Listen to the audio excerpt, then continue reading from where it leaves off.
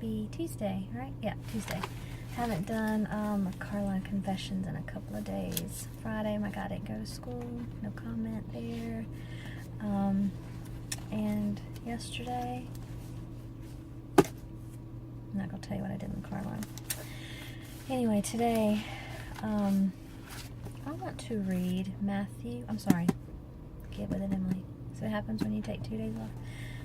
Mark chapter 5. I was reading Mark last night. I just couldn't stop. It's good stuff. I think it's my favorite gospel.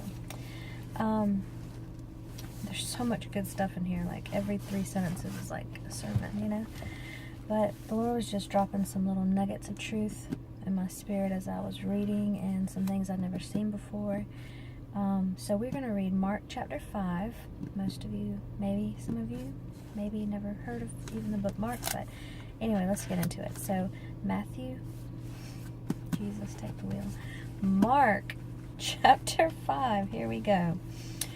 They came to the other side of the sea of the region of the Gerasenes, and as soon as he got out, as soon as he got out of the boat, there met him out of the tomb a man under the power of an unclean spirit. This man continually lived among the tombs, and no one could subdue him any more, even with a chain, for he had been bound often with shackles for the feet and handcuffs, but the handcuffs of chains he wrenched apart, and the shackles he rubbed and ground together and broke in pieces, and no one had strength enough to restrain or tame him. Night and day among the tombs, this is verse 5, night and day among the tombs and on the mountains, he was always shrieking and screaming and beating and bruising and cutting himself with stones.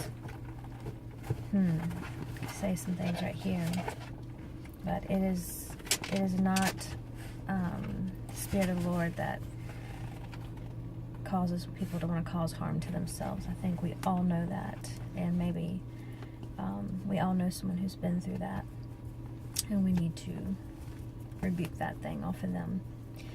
Verse 6, and when from a distance he saw Jesus, he ran and fell on his knees before him in homage. This verse stuck out to me so strongly. I mean, think about this, y'all.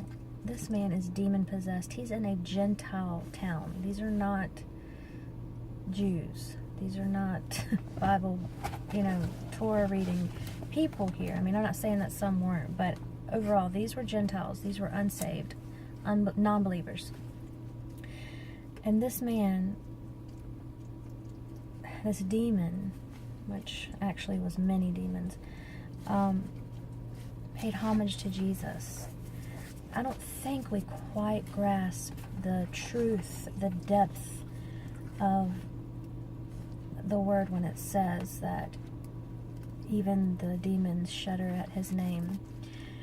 He is the name above all names, and we need to see Jesus as the victorious one. We are not still fighting battles with Satan. I'm not saying that people don't have struggles and thoughts and things come to their minds, temptations, but we serve the King who rules and reigns, and there is no authority above him. So that's verse 6. And crying out with a loud voice, he said, "What have you to do with me, Jesus, Son of the Most High God? What is there in common between us? I solemnly implore you, by God, do not begin to torment me." For Jesus was commanding, "Come out of the man, you unclean spirit."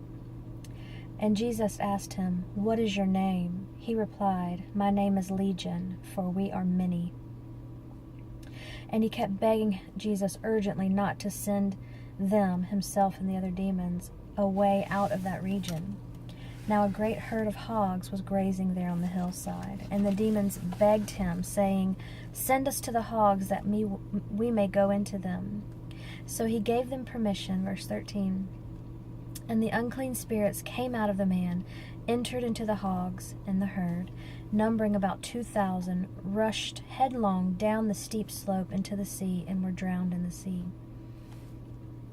That's not my favorite part of the verse. The hog feeders ran away and told it in the town and in the country what had happened. And the people came to see what it was that had taken place. And they came to Jesus and looked intently and searchingly at the man who had been demoniac, sitting there, clothed and in his right mind, the same man who had the legion of demons. And they were seized with alarm and struck with fear. Y'all, how backwards is that?